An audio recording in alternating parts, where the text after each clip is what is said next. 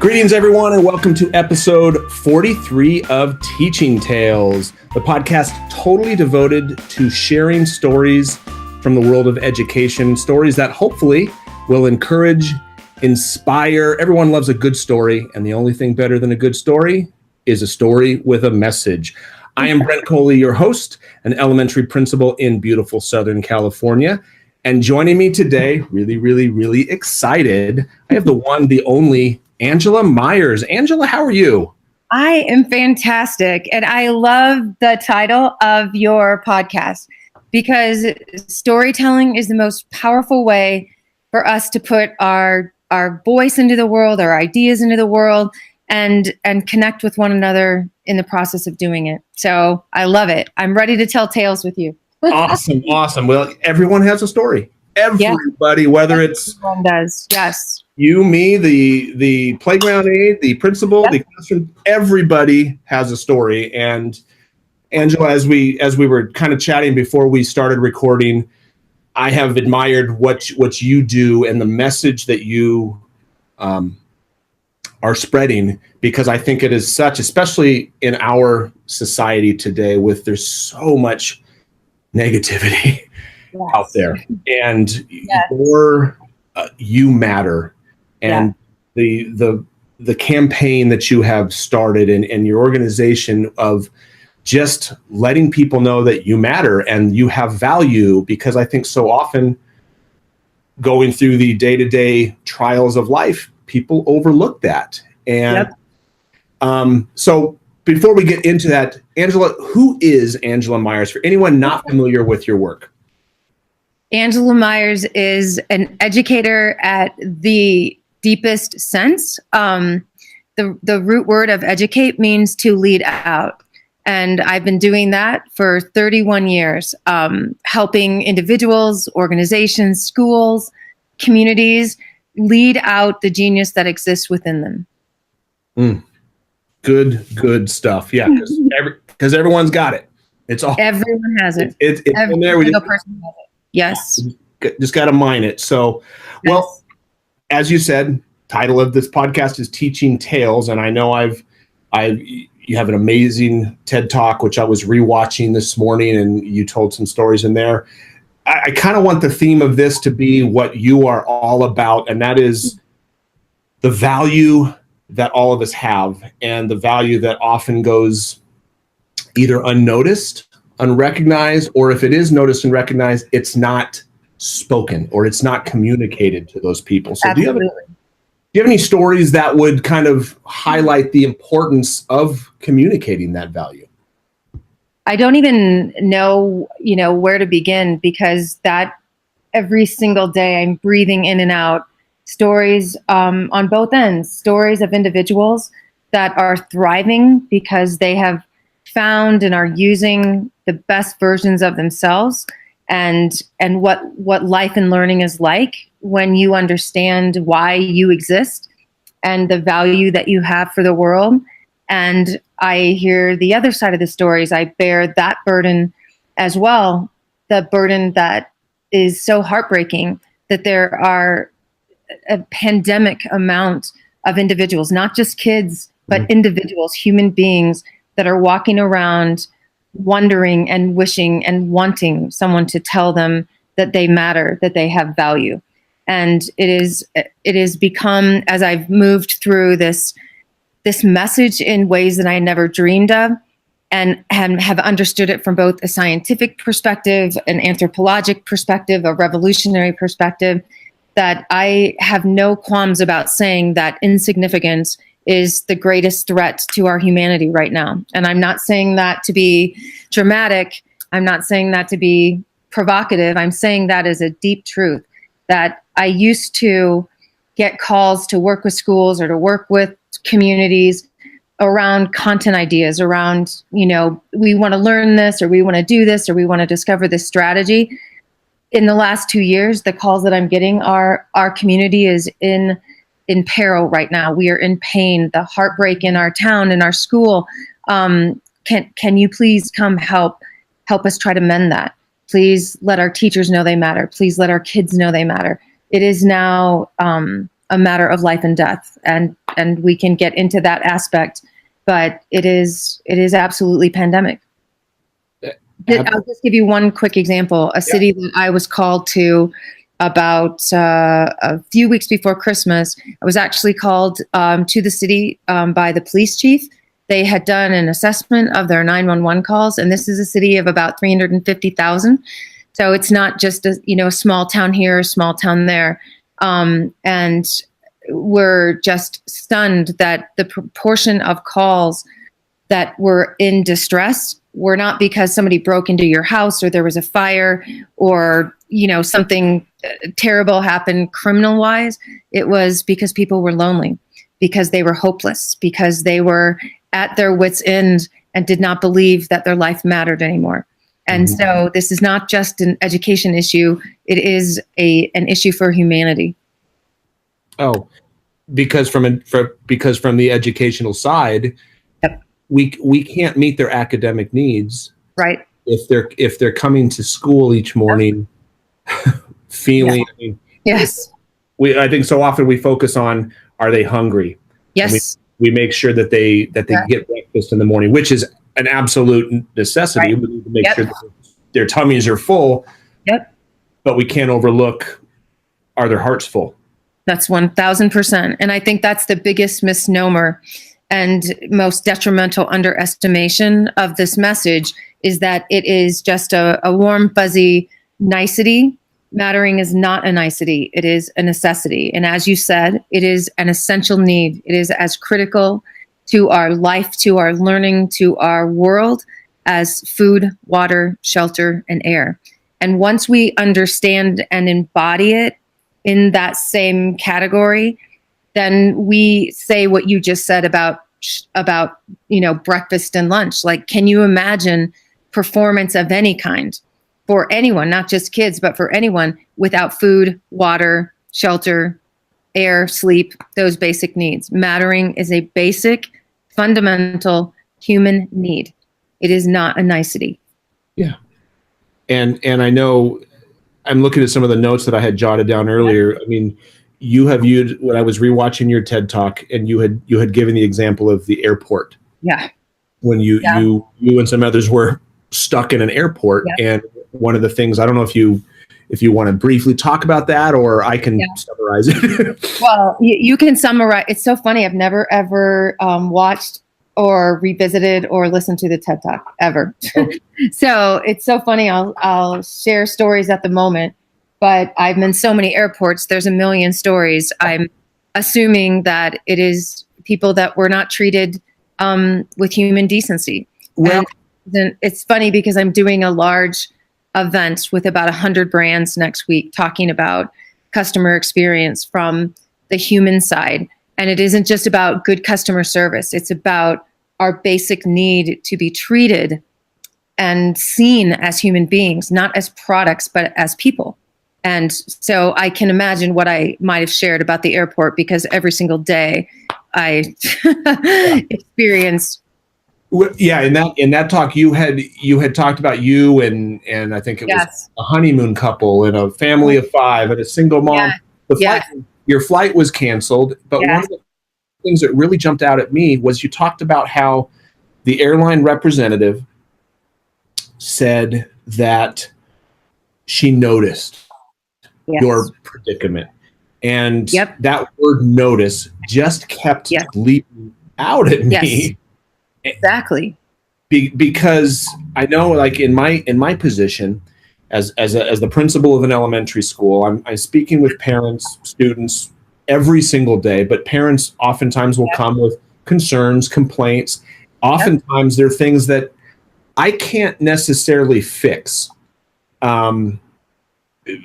Somebody cut me off in the parking lot.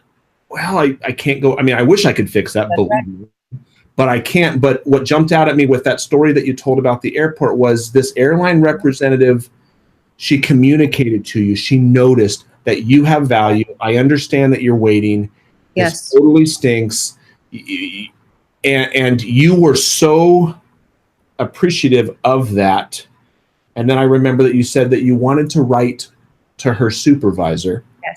Yes, I actually did. Yes. And her response was, I am the supervisor.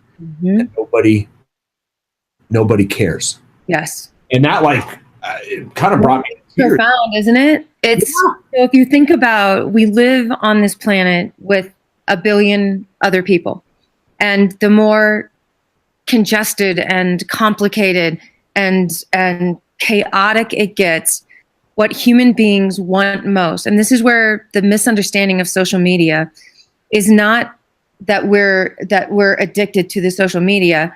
We are desperate to have witness to our lives, to know that we have lived a life that will not go unnoticed. And in social, the drive is people notice it, and they notice it right away. And we never, without it, recognized how hungry we were, or that we were actively looking for that witness. Noticing someone is an act of basic humanity.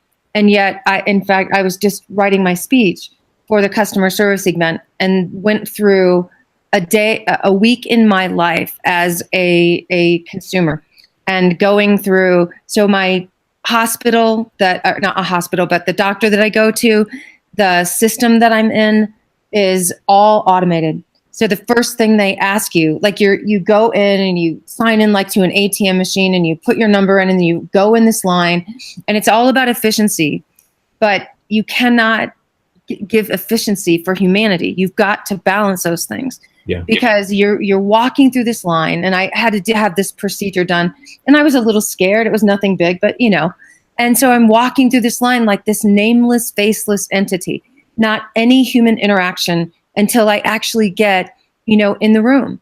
And it's all about, what is your number? Do you want paper or plastic? Or, here, what's next? We stopped calling people by their names. We stopped actually seeing the individuals in our presence. And so these moments that you can make noticing a part of your life, a discipline in your practice, you not only change your view of other people, you change your view of the world.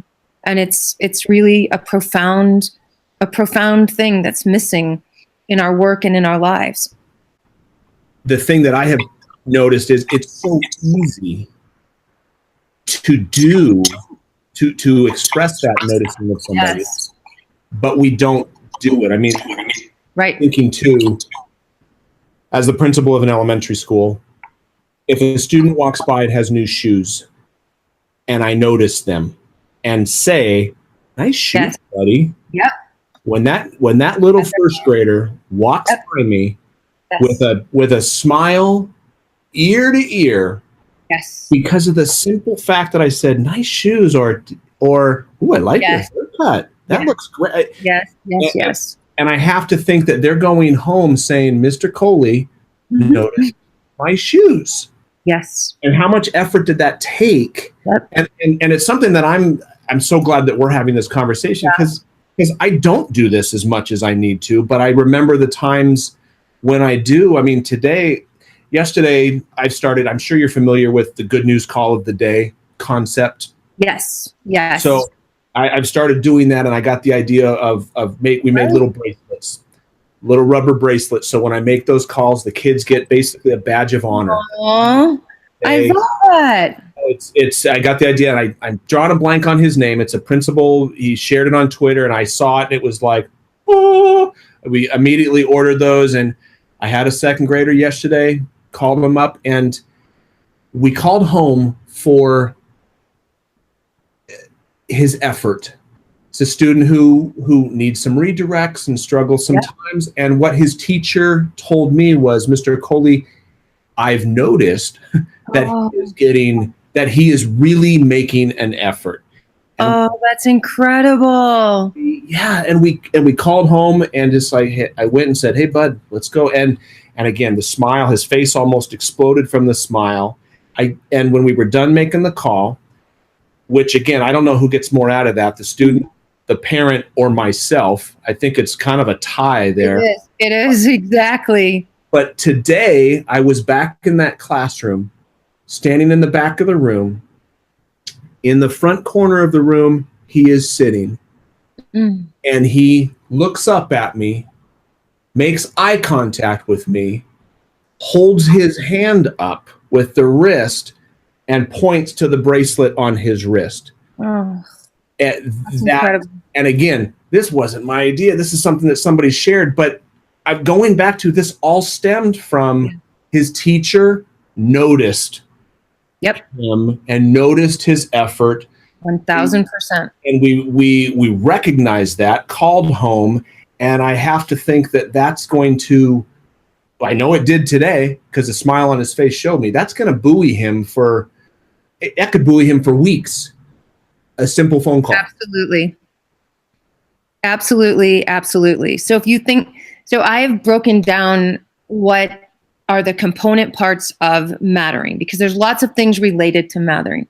There's self-esteem and self-worth and whole kinds of things, but mattering at its core is to have your life be witnessed by another, to be seen by another person, to be really noticed as a human being. It's the greatest gift we can give another human being, is to be fully present in their presence.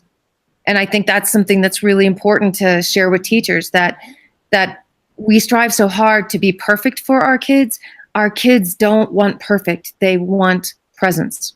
And so just being there and fully committed to their presence is a gift to kids, just a split second. And I think what you said about the student who said, notice my tennis shoes or notice that I got bangs, what I learned from being around 5-year-olds for such a long time is they are the ones who actually made me a master noticer. They're the ones who developed my habit of noticing. And it was because they demanded it.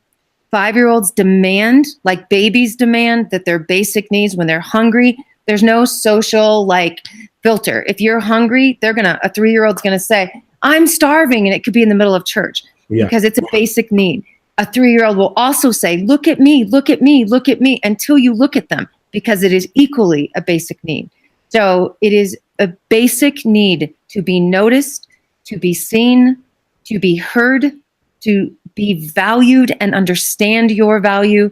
And then the greatest driver of human behavior, the greatest sense of mattering, is to know you are essential to other humans, essential to the world, that you have something that is needed and important from somebody else. And if you look at where bad behavior stems from people that feel their only way of getting seen is to force being seen, to let you know through their bad behavior that I am here and I am deserving of your attention. And it's sad that it has to come to that because we don't practice noticing. Yeah. Negative attention is attention. Yes. Yeah. It's so easy in this world to be invisible, and we can't allow any human being to think they're invisible.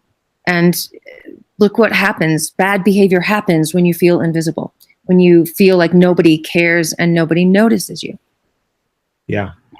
Can you, is there anything off the top of your head going back to this simplistic nature of a simple, nice shoes, nice band? Absolutely. Can you think of something either personally where somebody's noticed you, or when you've done or when you've made a comment to somebody else, anything that you could share there? Absolutely. In fact, this just happened recently. I was in Walmart, and speaking of those automatic machines, if you've been in a Walmart lately, they have a section where you can check out your own groceries, just like I did it at my doctor. And then there's checkers right next to them. And so I was in, and because I have made noticing a practice, I am incredibly conscious and deliberate about when I greet people to be there fully and be there present. So I was running around probably for some trip and wasn't being as conscious. So I'm messing on my phone, and I started seeing that the lady that was checking me out, Marjorie, her head was down. And so I put my phone down and I said, Marjorie, I'm so sorry. How's your day going? I didn't need to be on my phone. And she started crying. And she said, do you see those machines over there?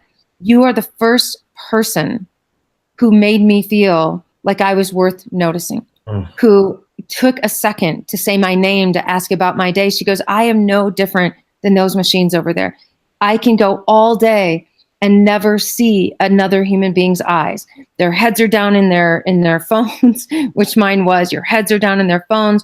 They're moving through the checking line. They're doing a million other things. And I'm no longer a valuable human being. And very soon I'll be replaced by, and she pointed over to the things. Yeah. And so I think if we see noticing as a unique, even beyond a unique demonstration of love and generosity, but it is delivering to someone else the message that you are worth my time, that you are worth it, and that your presence is a gift to me. And it is such a profound, simple thing. But again, it has to be practiced. It isn't something that, so in my classroom, I actually had a schedule. I built in 5 minutes a day. And because, when you're teaching kindergarten, every 5-year-old wants your attention at the same time. And so I was exhausted. This was like this wasn't any scientific discovery. It was just pure exhaustion of a very new teacher. And I finally sat them down. I'm like, you guys, you are awesome. Every single one of you does amazing things every day, but I cannot notice it every day all at the same time. I can't keep up with your awesomeness. So I bought a notebook and called it my noticing notebook. I bought a notebook and I made this schedule. So on Monday, you 5, I'm going to notice you. On Tuesday, you 5. On Wednesday, throughout the whole week. And so I was joking. I'm like, okay, so Brent, no doing anything awesome on Tuesday because you're not till Wednesday. And we were just joking around. And I did that. I built in 1 minute for 5 kids a day. And my only job during that minute was to be fully present for them, to give them. And then by writing down what I noticed, I wasn't coaching, I wasn't collaborating, I wasn't comforting, I wasn't correcting what they did. It was so different than any other time. It was simply to be present for who they were right now. And then give them, and then by showing them what I wrote in my notebook, you're giving them a front row seat to their brilliance. And it was so game changing. I've kept that practice every single day, my whole life for 31 years. And so I pick 5 people a day and I tell them something specific that I notice about them.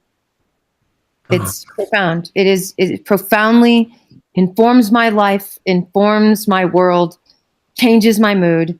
And when I'm in a worse mood or when I'm even busier, it's more urgent that you slow yourself down and you make noticing a priority. And I'm thinking of your kindergarten students who, Billy, I always say Billy. Billy's always the go-to name for me.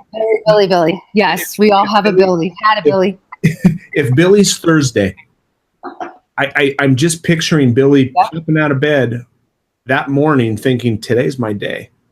You want to know what's even more beautiful than that? What? The kids started noticing what other people were doing and writing in the notebook, so I'll have time. So there were schools that gave noticing notebooks to their kids, and then they just went around at recess and just started capturing incredible things that they noticed about each other. It became a part of our culture. It was just stunning. Because once you recognize that everybody in your presence has something worth noticing, then it changes the entire culture. And it literally just takes seconds. Yeah. And I just need a second to let all this soak in. It's so good. I'm going back to the Marjorie story at Walmart. And one of the simple things is you said her name. 1,000%. You noticed her name. One of the things that I started doing Starbucks is because, I mean, I've been doing some writing, and that's one of the things I'm writing about is the power of a name. And that for some, that's all they have. And noticing somebody's name tag at Starbucks, at Walmart, or whatever. Yes. Speaking the name. Yes. I mean, I know you've seen this. Marjorie, you said she perked up. you said my name, and I'm almost doing it as an experiment. Every time I'm in Starbucks, I'm now looking. Do it everywhere you go, and you will be. So I give people this 24-hour test to be conscious about using people's names, asking for the correct pronunciation. If you forgot their name, don't underestimate that. Ask again. It doesn't have to remind me of your name again. I want to get it right. And if you show honestly that you do want to get it right, it is. So I did this research study for South by Southwest about 4 years ago, and we asked 500,000 kids, 500,000 kids, what would make you run to school? And when we got the results back and we were looking through them, one of the things that kept coming up over and over and over, and this is middle and high school boys, what would make you run to school? If my teacher said my name. And I thought, this has to be a glitch in the system. This cannot be right. And so in business, we call this the customer's journey. So I asked teachers to take the customer's journey and walk through the doors as a typical high school student. And then if we had a tape recorder recording the language that student was bearing throughout the whole day, think about this. You walk in, your friends might say, hi, how are you? But you walk into class and it's math class. What are the first things out of the teacher's mouth? Good morning, boys and girls. Today in math, boom. 48 minutes later, you go to science. Good morning, boys and girls. Today in science, boom, boom, boom. You go to literature, boys and girls. You can literally go all day, all week, all month, and never hear your name. Now, compare that to a kindergarten classroom. How many times do they demand you say their name? It's just so stunning that something so little is so powerful. I want to say one more thing about noticing from an educational perspective, because I think the greatest challenge we have about liberating the genius of other people is most humans, and I don't mean just kids, I would say even adults are more at risk, have no idea about their talents. They overestimate what they do well, and they underestimate their unexpected and unrealized gifts, unless somebody holds up a mirror to that. Otherwise, their potential just will go to waste. So as educators, as leaders, we are obligated to witness human genius, to be stand, to take a stand and to be a stand for greatness and announce it to the people who we think they are, because they will strive to be that and more. And this is more than having high expectations of kids. That's not actionable. This is actionable, because that is the only way they're ever going to notice and nurture it independently, not only for themselves, but for other people. And I think we have misread what our true role is in kids' life. The root word of educate is to lead out. This is the essence of our mission as a system and as an individual teacher in it. And it's just so much because so much, yet it's so little. It is. In terms of, you said actionable. Yes. In terms of saying somebody's name, yep, noticing their shoes, saying, hey, I appreciated when you blank, whatever it is.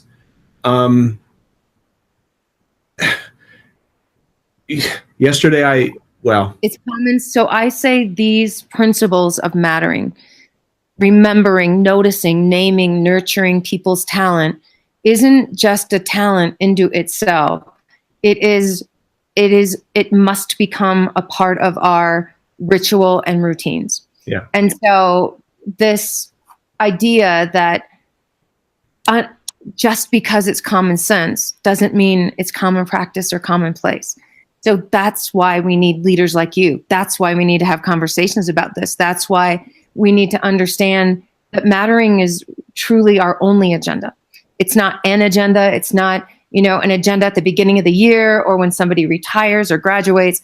It is our only agenda, and it fuels all other agendas. We are not going to achieve what we're asking not only our teachers, but our systems, our schools, our kids to achieve if these basic needs are not met. Mm-hmm. There's nothing warm fuzzy about this. Yeah. No, it's, again, going back to it's fuel. It's, again, we make sure they have breakfast. We fill their stomachs.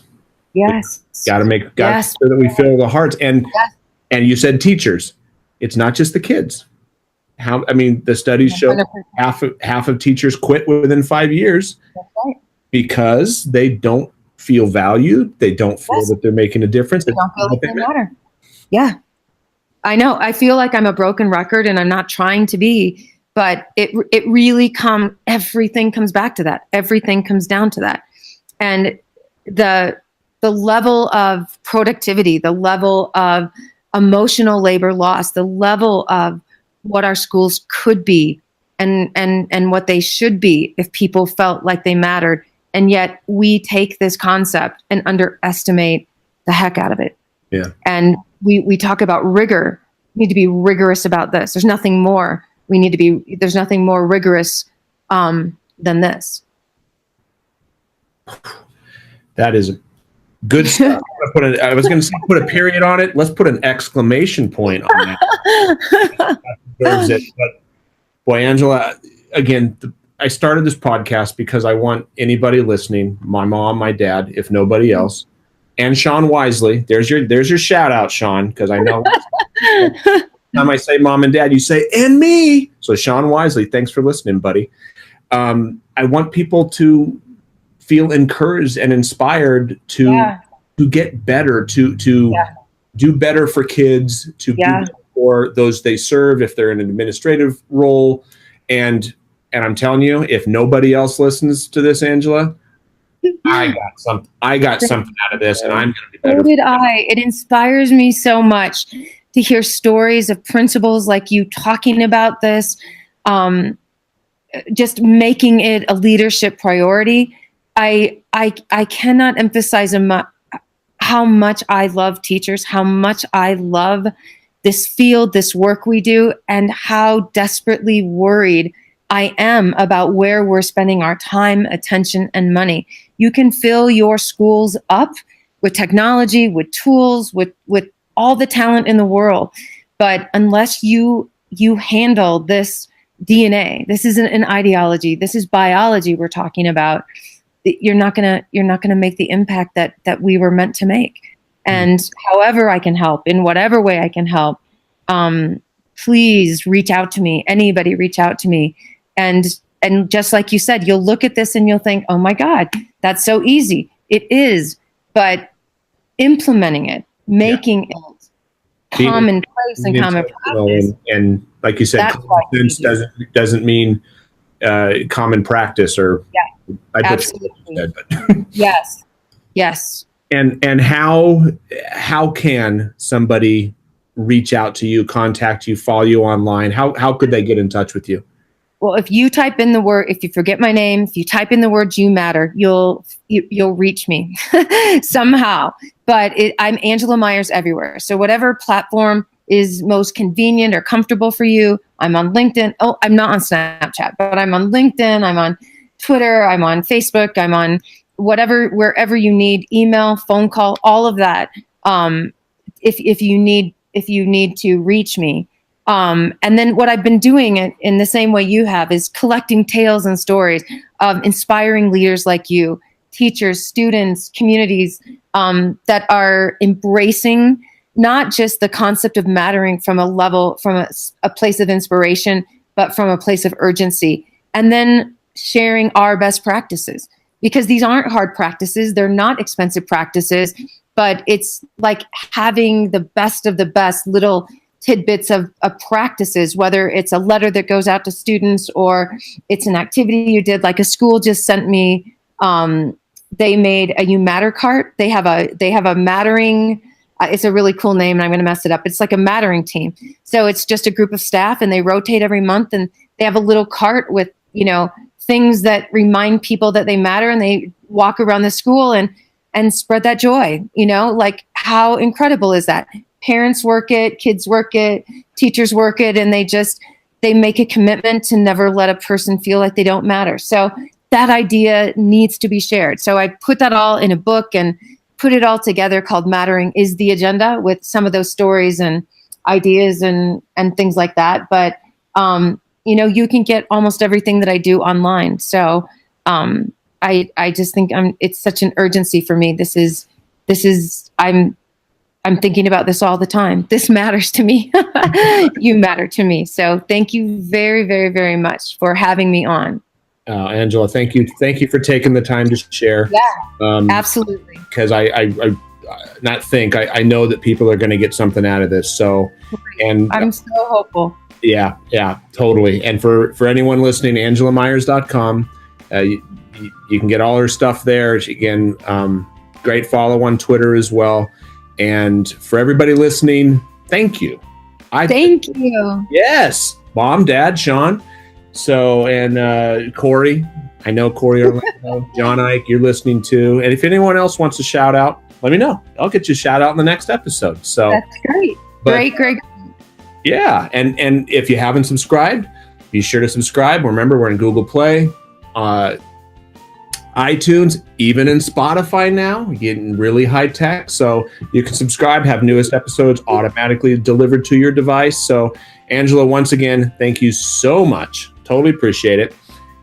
And everybody listening, thank you. And until next time, have a good one.